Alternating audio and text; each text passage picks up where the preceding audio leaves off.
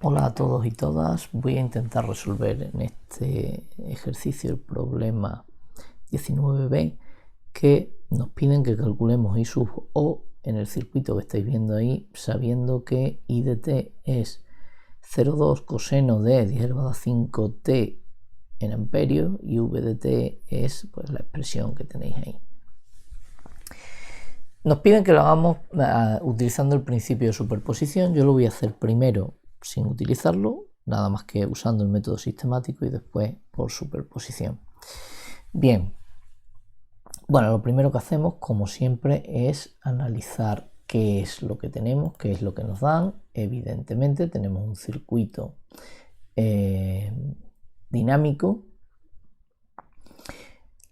con dos fuentes independientes. Las fuentes independientes generan sinusoidales y aquí, bueno, lo primero, si no tuviesen las dos la misma frecuencia, solamente podríamos hacerlo utilizando el principio de superposición.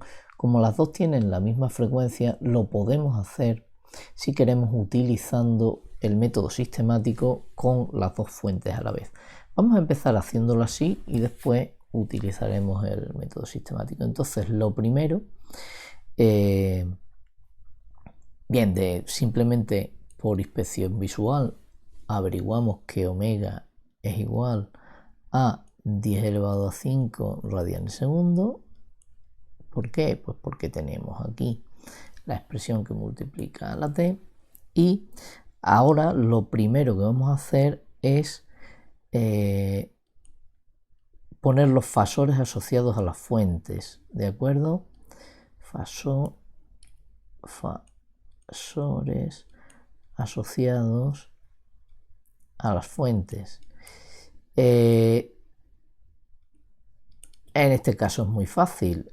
A la fuente I de t, el fasor asociado le vamos a llamar I, y ya sabéis, tiene de magnitud de módulo número complejo, que tiene de módulo la amplitud de la sinusoidal y de argumento el argumento de la sinusoidal. Como son 0 grados, esto por supuesto el módulo estaría en amperios, pues es el número real 0,2 amperios. La V de t, el fasor asociado sería el fasor V, le llamamos así, y ese fasor, bueno, pues sería en este caso 80, y aquí sí que tenemos un ángulo, por tanto sería por elevado a j 90 grados, que bueno, este es el número complejo j, por tanto esto es 80j y el módulo estaría en voltios. Lo segundo que digo siempre que hagamos es calcular las impedancias de los componentes, ¿no? Entonces, para calcular las impedancias, pues vamos a calcular primero z. A esta le voy a llamar L1 y a esta le voy a llamar C y a esta le voy a llamar L2. Entonces ZL1 será igual a J omega L sub 1, que será igual a J por omega, son 10 elevado a 5, y por L1, que es 2 por 10 elevado a menos 3 henrios. Esto al final estará en ohmios, el módulo, y esto sería 10 elevado a 5 por 10 elevado a menos 3. Hablamos de 10 elevado a 2 por 2, 200J. ZL2, pues por la misma razón, J omega L2 igual a J por 10 elevado a 5, perdón, por 6 y por 10 elevado a menos 3 ohmios sería 10 elevado a 5 por 10 elevado a menos 3, 10 elevado a 2, 600J. Y esto expresado en ohmios, ¿de acuerdo? Nos quedaría el ZC1, bueno, ZC, C1 es ZC, que sería en este caso es 1 partido por J omega C, que es lo mismo que menos J, que multiplica a 1 partido por, vamos a ver, omega C sería 10 elevado a 5 por 16 y por 10 elevado a menos 9 en este caso, ¿no? 10 elevado a 5 por 10 elevado a menos 9, 10 elevado a menos 4, quedaría 10 elevado a 4 y sería igual a menos j por 10 elevado a 4 y partido por 16. Si hacéis la cuenta, esto queda menos 625j expresado en ohmios. Muy bien, y una vez que tenemos hecho esto, lo único que nos queda es aplicar el método de las impedancias complejas, ¿de acuerdo? Sería este apartado 3 que vamos a poner aquí, ¿no? Y el método, perdonadme, que lo he puesto demasiado arriba. El método de las impedancias. Vamos a poner impedancias. Y el método de las impedancias, ¿cómo lo aplicaríamos aquí? ¿O qué es lo que tenemos que aplicar? Pues ya sabemos lo que tenemos que aplicar, es siempre lo mismo. Lo primero, nodos esenciales en el circuito. En el circuito, ¿qué nodos esenciales tenemos? Pues si lo vemos aquí, tenemos uno aquí, que le vamos a llamar el nodo A, y otro nodo aquí, el nodo B. Este y este son dos nodos también, pero no son esenciales porque solo unen dos dispositivos. Por tanto, nodos esenciales serían A y B. La referencia la ponemos en B. ¿Por qué la ponemos en B? Bueno, otra vez nos viene a ser ventajoso porque tenemos aquí una fuente que tiene el negativo aplicado en el nodo B, ¿no? Y por tanto me dará el voltaje ahí. Por tanto, vamos a dibujarle aquí la referencia, colocamos la referencia en B. Y por último, nos quedaría aplicar la ley en C, las leyes de las corrientes de Kirchhoff en este caso A exclusivamente, porque la ley de las corrientes de Kirchhoff solamente tenemos un nodo esencial en A. Vamos a poner que esta corriente más esta corriente y más esta corriente es igual a 0, pero lo vamos a utilizar con fasores, es decir, vamos a poner aquí que lo hacemos con fasores asociados. ¿Eso qué quiere decir?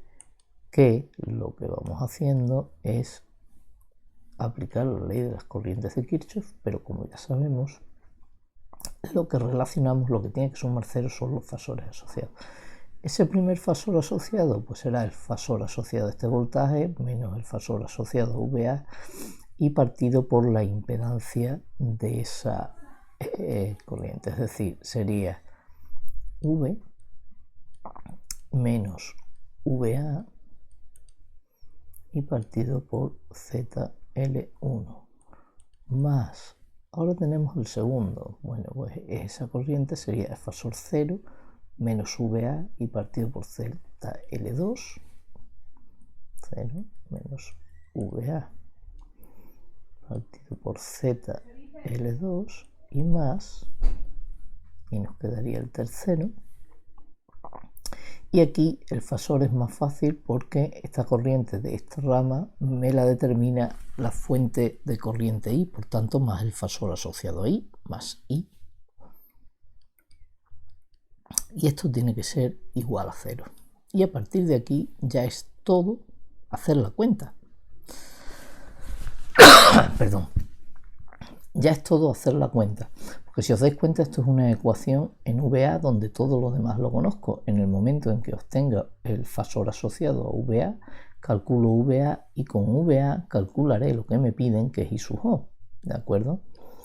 Ahora lo vamos a hacer porque resulta bastante sencillo. Bien, esto si lo planteamos poniendo números, V hemos quedado que era 80J, partido por ZL1 que era 200J, más no, menos, perdón, 80J menos VA partido por 200J menos VA partido por ZL2, que son 600J, y más 0,202 será igual a 0, y lo que hacemos ahora es multiplicar por 600J, de forma que me quedaría 600 entre 200 queda 3, por tanto me quedaría 240J, 240J menos, fijaos, hemos quedado que me queda 3 menos 3VA menos VA y más, y ahora 600J por 0,2, que me queda 120J, eso sería igual a 0. Con lo cual, pues de aquí despejo VA y me quedaría que VA sería igual, si sumo esto y esto me queda 360J,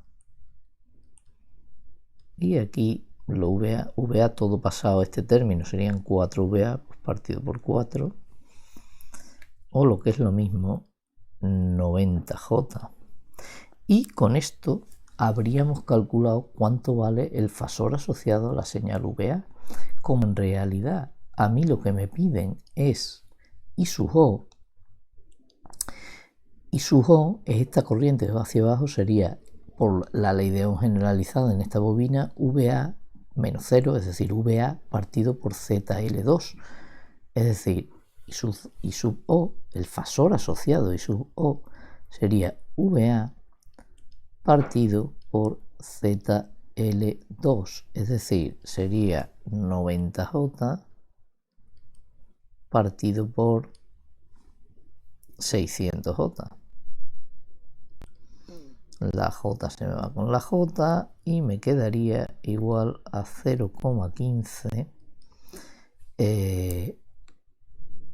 amperios. En realidad, si os dais cuenta, es un número real. Si queréis lo ponemos 0,15 por E elevado a J0 grados, para que veamos que es un número complejo y que al hacer la transformada fasorial inversa, la señal asociada I sub O de t sería igual a 0,15 coseno de la misma omega, 10 elevado a 5 t, y 0 grados.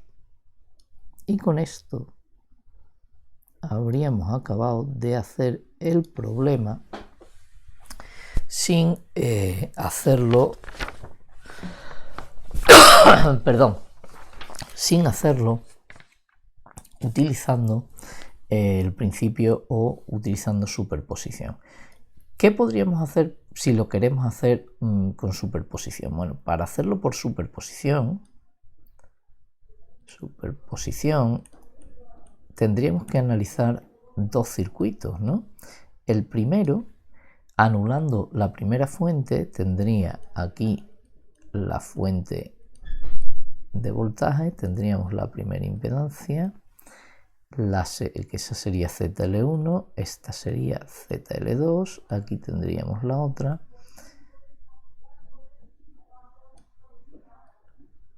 esto sería ZL1, ZL2, ZC, y aquí no tendríamos nada, ¿de acuerdo? Bueno, este se resolvería exactamente igual y lo que obtendríamos sería I sub O, vamos a decirle este apartado A, I sub O A, ¿no? La parte A, la primera parte, y esta parte sería muy fácil de hacer porque tenemos al final un circuito con un único lazo, dado que esto de aquí no circula corriente por ella, por ZC, porque aquí tenemos un circuito abierto. Lo que hemos hecho es la fuente de corriente anularla, es decir, convertirla en un circuito abierto. Por tanto, este I sub OA es aplicación directa de la ley de Ohm generalizada a la asociación en serie de esas dos resistencias, V partido por ZL2 más ZL1, es decir, sería 80J partido por 800J, y por tanto queda igual a 0,1, y eso estaría en amperios.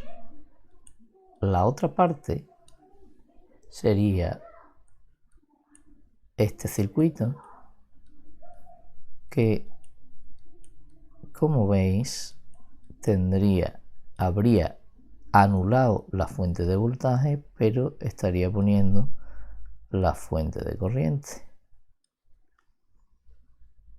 Aquí tendríamos otra vez, podemos poner aquí esta ZL2, ZL1 y ZC.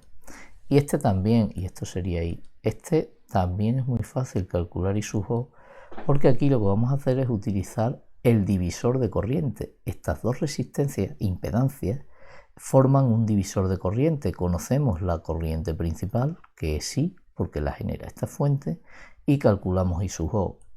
Esto sería I sub OB. Entonces, I sub OB es fácil de calcular así. I sub OB sería esta impedancia, ZL1, partido por ZL1 más ZL2 y multiplicado por I. Es decir, sería igual ZL1, que eran 200J, partido por ZL1 más ZL2, 200 más 600, 800J, y multiplicado por 0,2. Esto se me va con esto, y bueno, pues haciendo esa cuenta me quedaría 0,05.